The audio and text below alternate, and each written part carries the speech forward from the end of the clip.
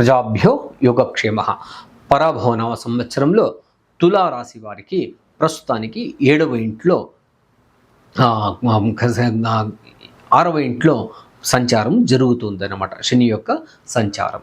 దీనివల్ల మనకు ఎలాంటి ప్రయోజనాలు ఇప్పుడు కలుగుతున్నాయి అంటే, ఫిబ్రవరి వరకు శత్రుజయం, రుణ బాధలు తొలగిపోవడం, రుణాలు ఇవ్వాల్సిన వాళ్ళు సమయానికి ఇవ్వడం, ఇట్లాంటివన్నీ కూడా జరుగుతున్నాయన్నమాట.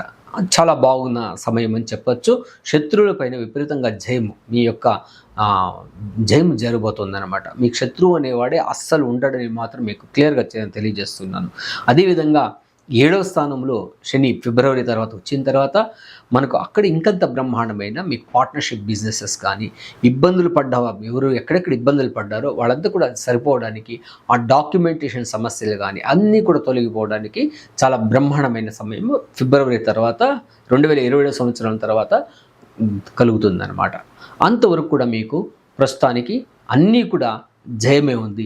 మీకు కాస్త ఆరోగ్యంలో కాస్త జాగ్రత్తగా తీసుకోవాలి, ఎందుకంటే అది కాస్త మిమ్మల్ని సోమారితనం చేయడానికి చాలా ఎక్కువ అవకాశం ఉంది. కాబట్టి ఆ శని యొక్క ప్రభావాన్ని తగ్గించుకోవడానికి, ఎక్కువ నిద్ర నుండి బయటపడడానికి కానీ మీరు కాస్త ప్రొయాక్టివ్గా ఉండడం, సమయానికి తినడం, అదే తర్వాత సమయానికి రెస్ట్ తీసుకోవడం కూడా చాలా ఇంపార్టెంట్.